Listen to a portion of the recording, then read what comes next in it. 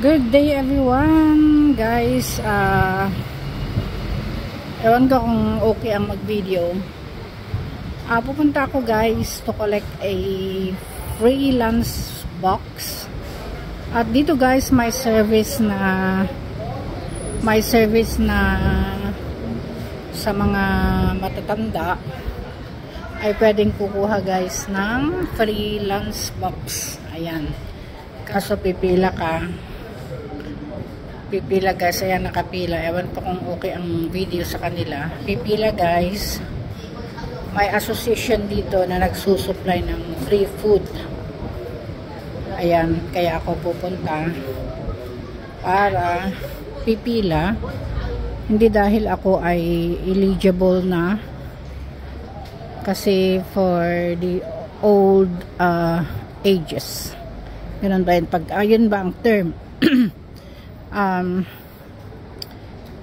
Kasi hindi ko ma-focus itong camera sa mga tao guys, kasi medyo sensitive sila. Ayan guys, Lam Tin Estate Kai Phong Welfare Association Limited Neighborhood Elderly Center.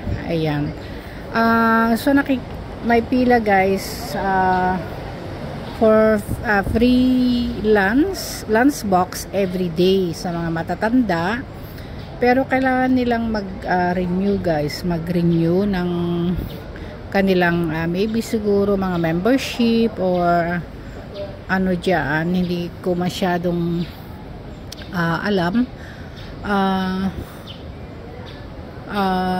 Sa akin naman, kaya ako nandito guys, dahil diba ako'y nagwo-work sa daycare center. They are in a same group.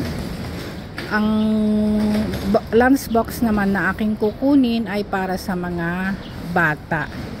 Ayan, para sa mga bata sa daycare center. Yung mga bata na kung saan guys, anak ng mga working parents na nangangailangan ng mag-aalaga sa kanilang anak during their working time. Ayun. So siyempre meron ding government assistance sa kanila. Ayun. Kasi pag hindi ka eligible for government financial assistance, medyo mahal-mahal din guys yung babayaran mo monthly or daily. Ayan, kasi nire-review din guys yung financial status. So eto guys, nag-aantay tayo guys, kung ready na silang mag-supply ng lunch box. Ayan, hindi na ako nakipila kasi kahapon nakipila ako guys, at nung may isang staff na di-distribute ng mga numbers at nagre-remind na kailangan nilang mag-renew, nung nung napunta sa aking line, ang sabi niya hindi ko na kailangan mag-line up. So today guys, narito lang ako sa tabi. Ayan, kasi hindi ko pwedeng ipahalata na tayo ay nagvi-video, kasi sensitive sila guys, sensitive. Kaya ngayon guys, ayan, hindi ko alam. So ayan guys, ako'y nasa tabi lang dito kasi hindi ko naman kailangan makapila. So siguro after mag-open yung counter ay pwede na akong susugod para kukunin yung supply para sa daycare center. Ayan, so this is all about my video today. Salamat guys for watching. Ayan, thank you for all your support. Ayan guys, so dito lang eto sa may Lam Tin.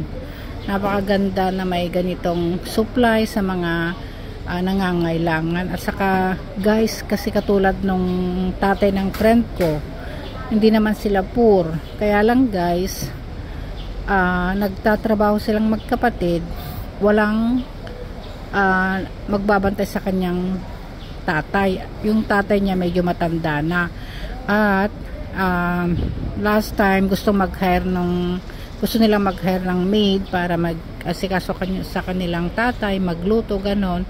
Ayaw niya.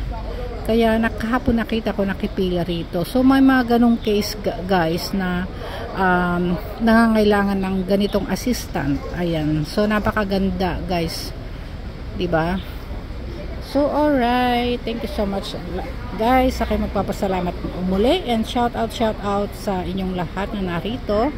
You are all entitled ng 1 entry sa aking mga pa-premyo, pa-games, pa-raffle sa aking GLS on April 21. Start tayo ng 10 AM guys. So ang lahat ng nandito sa premiere na ito ay entitled ng 1 entry. Yan guys, habang kayo ay nanonood, ako naman ay naglilista. So again, thank you and God bless you. I love you all. Bye bye.